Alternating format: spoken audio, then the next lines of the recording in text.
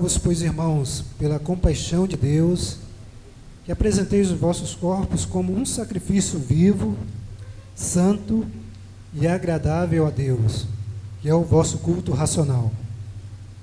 E não vos conformeis a este mundo, mas transformai-vos pela renovação da vossa mente, para que experimenteis qual seja a boa, agradável e perfeita vontade de Deus. Amém?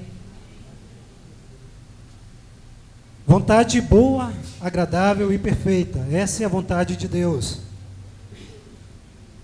O desejo de Deus é que nós experimentemos e comprovemos a sua vontade, porque ela é boa. Muitas vezes a nossa vontade nem sempre é bom para nós. Não sei se os irmãos já tiveram alguma experiência de estar com vontade de comer alguma coisa. E às vezes quando consegue realizar essa vontade, aquilo que você comeu faz mal para você. Porque nem sempre a nossa vontade é boa. Quantas vezes nós temos uma vontade imensa de se formar em alguma profissão, de fazer alguma faculdade. E quando nós realizamos essa vontade, nós chegamos à conclusão que não é tão boa assim, não é aquilo que nós esperávamos. Porque a nossa vontade nem sempre é boa. Mas a vontade de Deus, ela é boa. Nós podemos desejar a vontade de Deus em nossas vidas porque ela é boa. Não precisamos ter medo de fazer a vontade de Deus, porque a vontade de Deus ela é boa. E a vontade de Deus é agradável. Se você está fazendo algo para Deus que sua alma, seu coração não está muito contente, não está muito alegre, não está muito feliz, pode não ser a vontade de Deus. Porque a vontade de Deus, ela é agradável. É algo que nos agrada. Deus não nos dá nada que venha trazer nossa infelicidade. Mas o que Deus nos dá é agradável e é perfeito. Por mais que às vezes nós não entendamos, nós não compreendemos, mas tudo que Deus faz é perfeito. Tudo de Deus é perfeito. Muitas vezes nós não entendemos. Mas o que Deus faz, nós podemos confirmar, ter a certeza que é perfeito. E como experimentar isso? Como experimentar a boa, agradável e perfeita vontade de Deus? É o que o texto que nós lemos vai nos ensinar, ou vai nos direcionar, ou vai nos dar uma direção como experimentar a vontade de Deus. Versículo 1. Rogo-vos, pois, irmãos, pela compaixão de Deus, que apresenteis os vossos corpos como um sacrifício vivo, santo e agradável a Deus. Esse é o culto racional. Paulo faz um apelo. Não é um convite normal, mas é um apelo.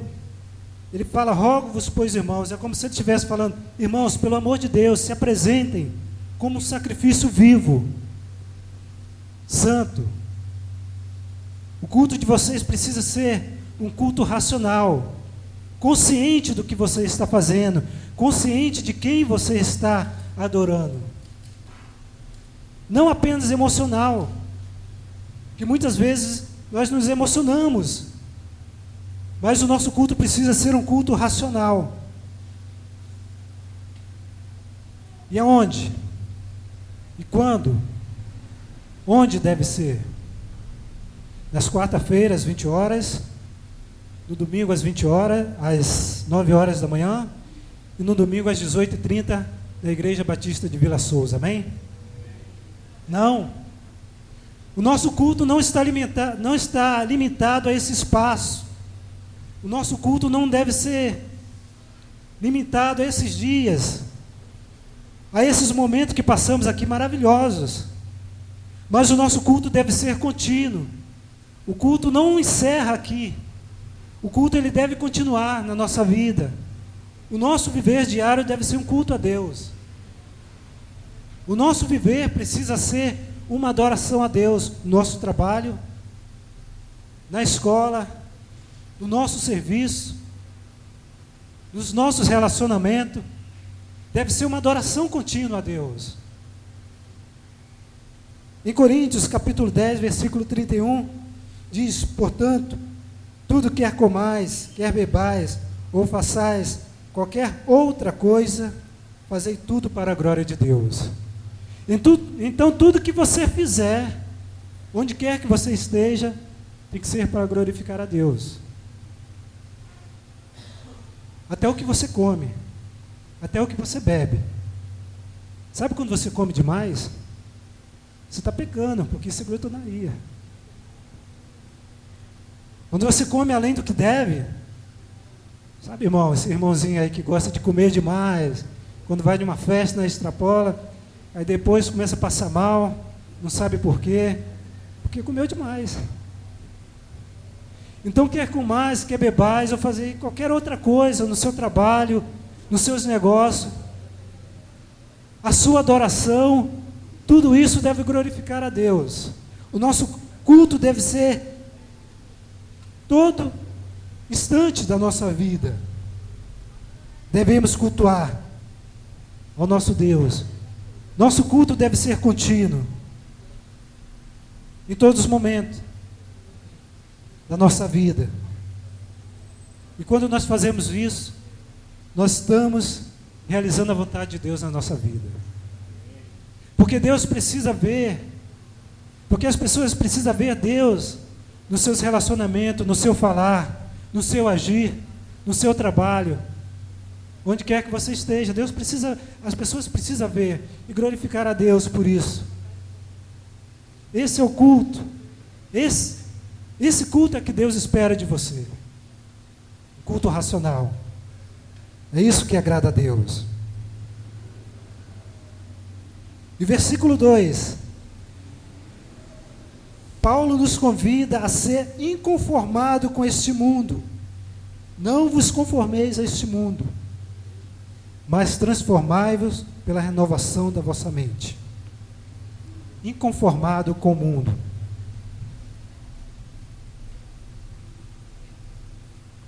Nós temos uma tendência natural de se conformar com as coisas.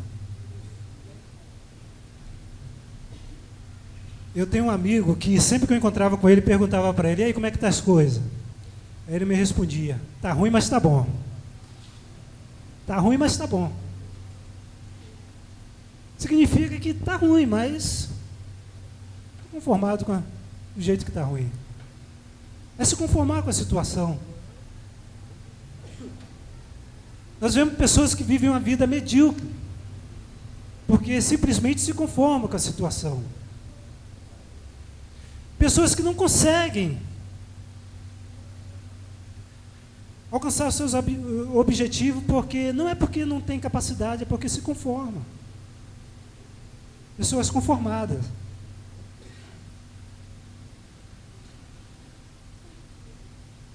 E nós não devemos nos conformar com situações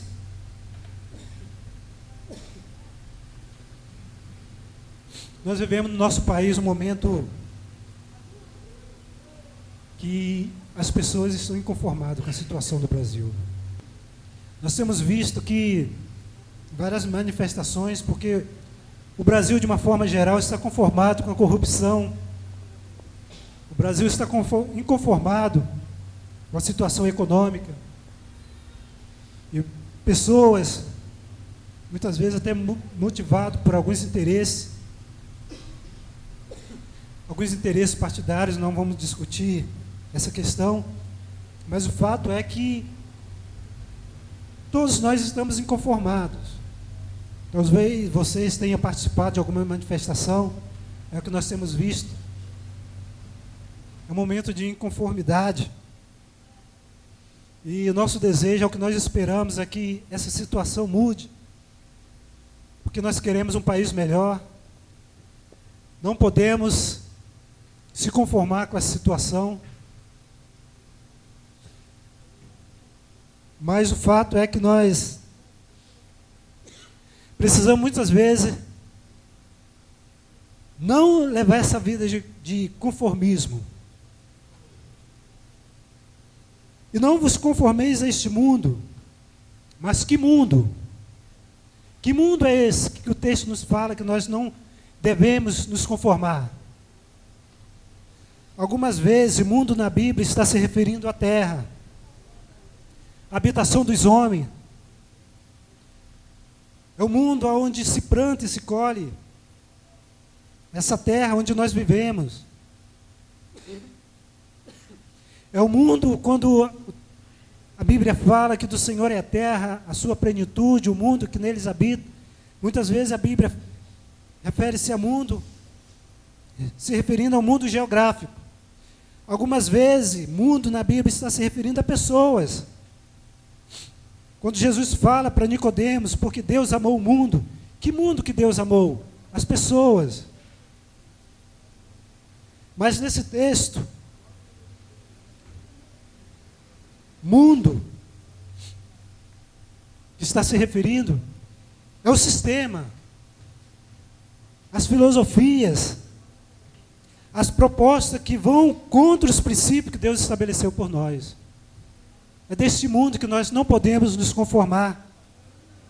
Não se conformar quer dizer não entrar na forma, não entrar nesse formato, é não nos moldar, não entrar neste molde, não entrar neste modelo que o mundo nos oferece, que o mundo nos impõe. O texto nos fala que nós não podemos entrar ou viver nessa forma do mundo. O mundo tem tentado impor a sua forma. O mundo tem tentado impor a sua forma nos nossos costumes. O mundo tem tentado impor a sua forma na educação dos nossos filhos. O mundo tem imposto isso. O mundo tem nos forçado a viver no modelo que ele oferece.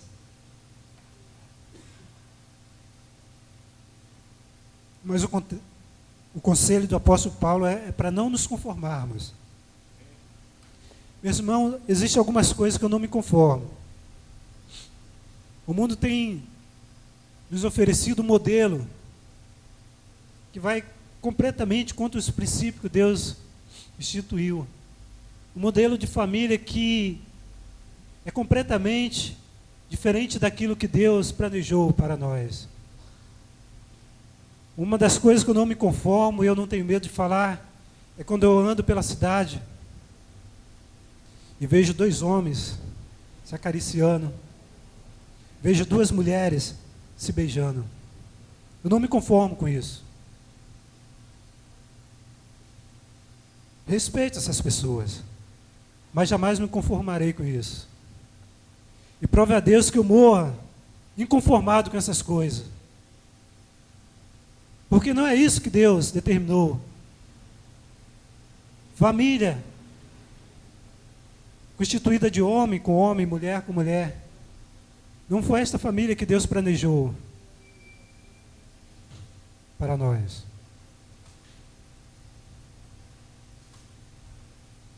Não podemos nos conformar com isso. Nós podemos e precisamos sim respeitar as leis do nosso país, mas jamais se conformar com essas coisas.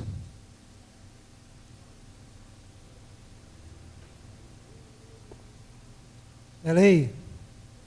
Nós estamos em um país, nós, como cidadão brasileiro, precisamos respeitar as leis instituídas, mas não se conformar com o pecado.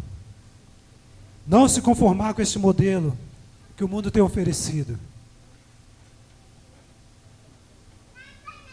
Porque não é isso que Deus deseja, não é isso que Deus quer. Ao contrário de tudo isso, nós precisamos ser transformado pela nossa mente. Nós precisamos ser transformados pela palavra de Deus. Nós não podemos ter a forma do mundo, mas nós precisamos ter uma forma. Nós precisamos abandonar a forma que o mundo nos oferece. Mas nós, como cristãos, nós precisamos ter uma forma. E que forma é essa? Qual é a forma que nós precisamos ter?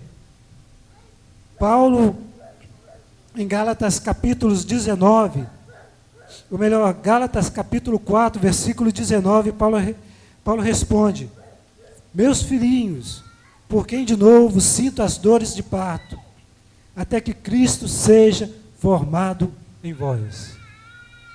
É dessa forma que nós precisamos ter a forma de Cristo. É disso que nós precisamos, deixar que o Espírito Santo esteja formando Cristo em nossas vidas. É dessa forma que nós precisamos ter a forma de Cristo. Colossenses capítulo 3, versículo 9 e 10. Não mintam uns aos outros, visto que vocês já se despiram do velho homem com suas práticas, e se vestiste do novo, que se renova para o pleno conhecimento, segundo a imagem daquele que os criou. Vocês já se despiram do mundo, do velho homem, vocês já deixaram a forma do mundo, agora vocês precisam se revestir, tomar essa forma, através da renovação, através do conhecimento que vocês têm de Cristo, através do conhecimento que vocês têm da palavra, vocês precisam tomar essa forma, a imagem daquele que os criou, a imagem de Deus. Os irmãos lembram que nós fomos criados à imagem de Deus, quando Deus nos criou a sua imagem e semelhança. Mas o pecado nos tirou, nos deformou. O pecado nos dá a forma do mundo, mas nós já fomos, nos despimos dessa forma do mundo.